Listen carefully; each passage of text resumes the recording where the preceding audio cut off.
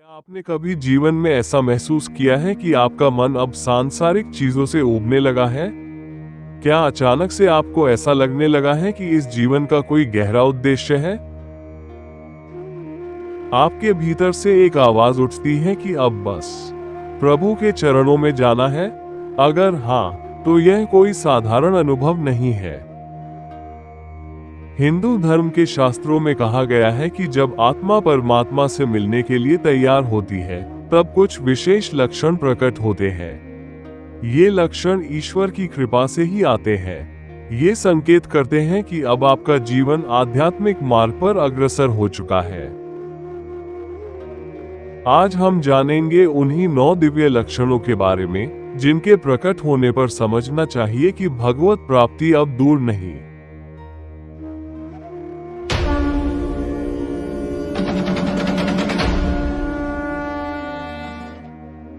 वैराग्य का उदय। शास्त्र संदर्भ: भगवद गीता अध्याय 2 श्लोक 71।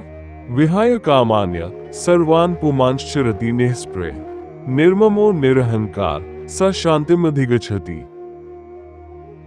जिस व्यक्ति के मन में भौतिक सुखों के प्रति मोह नहीं रहता, जिसे अब धन, संपत्ति, ऐश्वर्य में आनंद नहीं मिलता, जो अब अपने मैं और मेरा के भाव से ऊपर उठ चुका है, वही सच्ची शांति को प्राप्त करता है।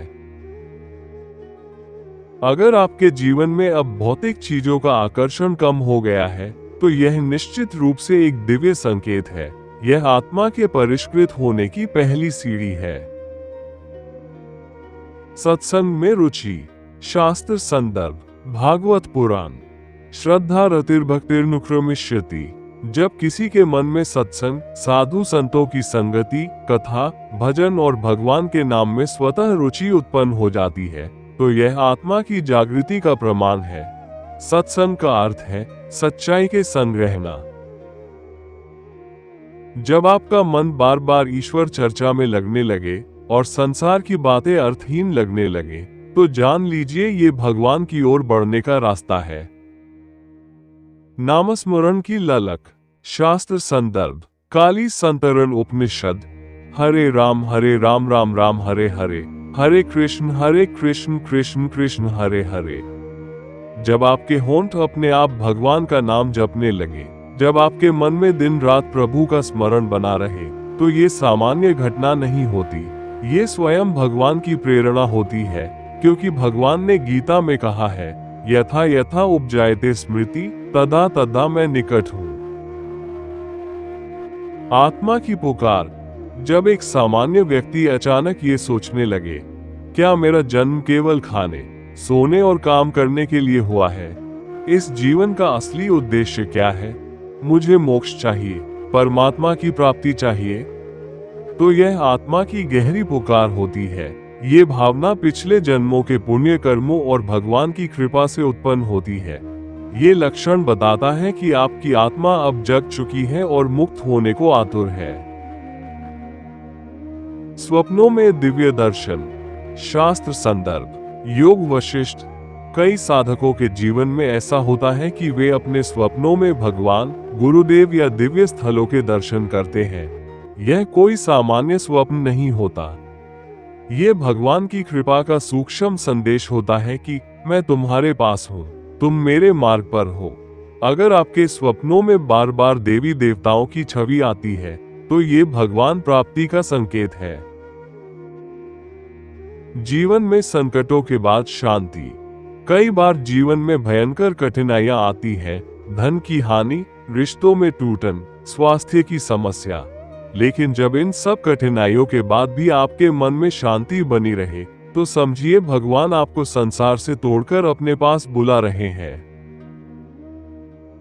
कबीर दास जी ने कहा है, दुख में सुमिरन सब करे, सुख में करे न कोय। जो सुख में सुमिरन करे, तो दुख काहे को होए। दया और करुणा की वृद्धि। शास्त्र संदर्भ: महाभारत शांति पर्व। जब आपके भीतर सभी जीवों के प्रति करुणा, प्रेम और दया की भावना बढ़ने लगे, जब आप किसी को कष्ट में देखकर रो पड़े या किसी के दुख को अपना समझें, तो ये संकेत है कि आपका हृदय अब निर्मल हो चुका है। भगवान की ओर जाने वाले मार्ग की सबसे बड़ी निशानी यही है, सर्वभूत हिते रत। अकेलेपन में आनंद। शास्त्र संदर्भ, भगवद गीता अध्याय 6 श्लोक 10। एकाकी यच्चितात्मा निराशीर परिग्रह। जब साधक अकेले बैठकर ध्यान करता है और उसे अपार आनंद आता है, जब उसे भीड़ में घुटन और एकांत में शांति मिलती है, तो समझ लीजिए ये भी भगवान की ओर अग्रसर होने का संकेत है। ऐसे लोग अब भीतर की यात्रा पर निकल चुके होते हैं। श्रद्धा और समर्पण। जब आप हर परिस्थिति में ईश्वर पर विश्वास रखते हैं, सुख में भी और दुख में भी, जब आप कहते हैं, हे प्रभु, जो हो रहा है वो तुम्हारी इच्छा है, मैं तुम्हारे चरणों में समर्पित हूँ, तो ये सच्ची भक्ति का प्रमाण है। समर्पण ही वो अंतिम अवस्था है जहां से भगवान की प्राप्ति सुनिश्चित होती है। इन सभी लक्षणों का जीवन में आना कोई सामान्य घटना नहीं है। ये भगवान की असीम कृपा और आपके पिछले जन्मों के पुण्य का परिणाम है। अगर आपके जीवन में इन 9 में से कोई भी लक्षण दिखाई दे, तो निश्चिंत हो जाइए।